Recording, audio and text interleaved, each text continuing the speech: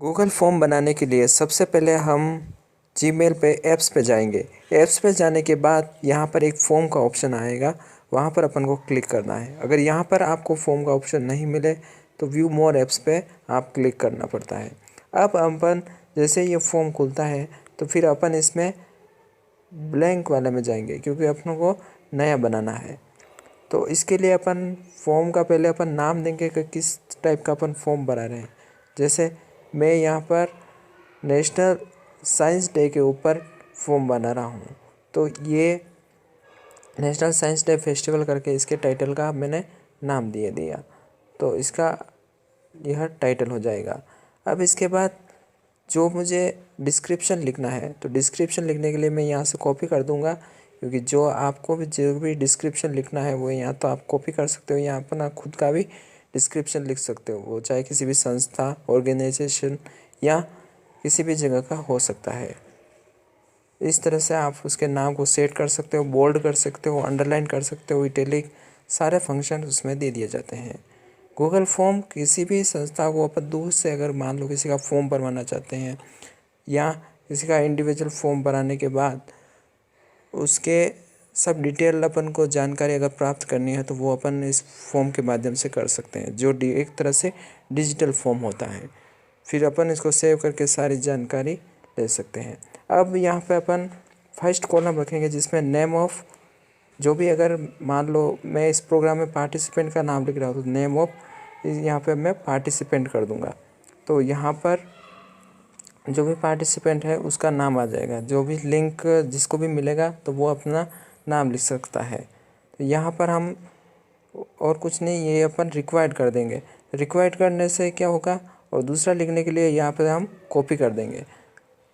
Copy करने के बाद जैसे सेकंड मान लो अपना ऑप्शन बनाना है जैसे फादर्स नेम, तो ये यहाँ पर जो भी कैंडिडेट इस फॉर्म को भरेगा उसके यहाँ पर इसका फादर का नाम आ जाएगा। यहाँ पे अपन लिख देते हैं फादर्स नेम। जैसे इन सबको अपन रिक्वायर्ड कर देते हैं। रिक्वायर्ड का मतलब होता है कंपलसरी, यानी कि बिना अगर ये नहीं पढ़ेगा तो फॉर्म सबमिट नहीं होगा। तो इनको अपन ने कंपलसरी कर दिया है, यानी कि अनिवार्य से स्टार के रूप में है, यानी कि इनको भरना ही है। यानी कि अपन को पूरी डिटेल चाहिए किसी के बारे में, तो जब तक वो डिटेल भरेगा नहीं तब तक वो फॉर्म सबमिट नहीं होगा। इसी तरह से इसको वापस अपन कॉपी करेंगे। जैसे अगला अपन को कोई और ऑप्शन देना है तो यहाँ से जैसे तो ये अपन ने क्लास कर दिया, नेम ऑफ पार्टिसिपेंट हो गया, सेकंड उसके फादर का नेम हो गया, तीसरा क्लास हो गया कि वो कौन सी क्लास में पढ़ता है, तो वो यहाँ पर क्लास लिख देगा।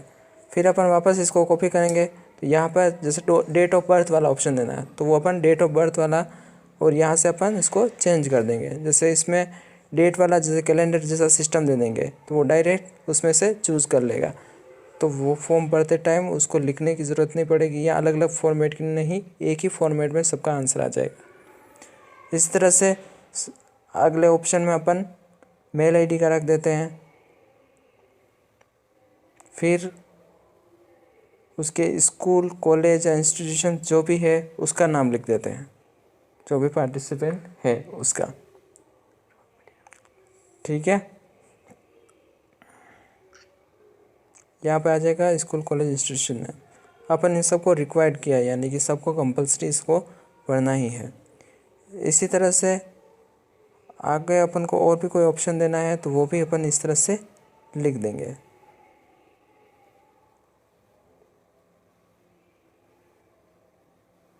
जैसे मान लो ये यहाँ से मैंने कॉपी किया है तो यहाँ पे कुछ भी क्वेश्चन लिखना था, आप कॉपी भी कर सकते हो।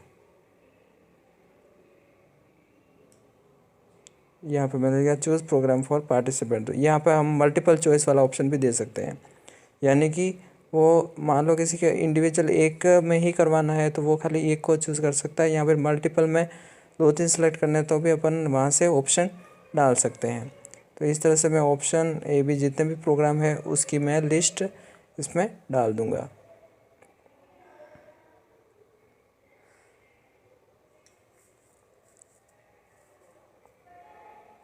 इस तरह से मैंने ये सब लिस्टें इसमें डाल दी है।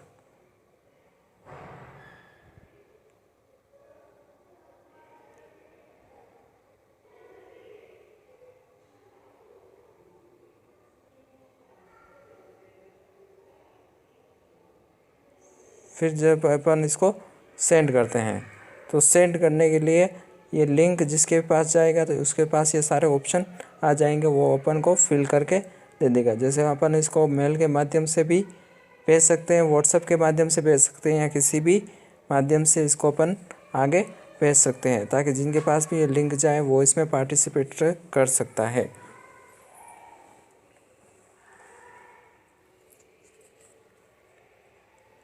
जैसे मान लो अब ये फॉर्म आगे कैसे खुलेगा, तो इस लिंक को अपन कॉपी करके मैं आपको बता देता हूँ जो फॉर्म हमने बनाया हो वो किस तरह से खुलेगा।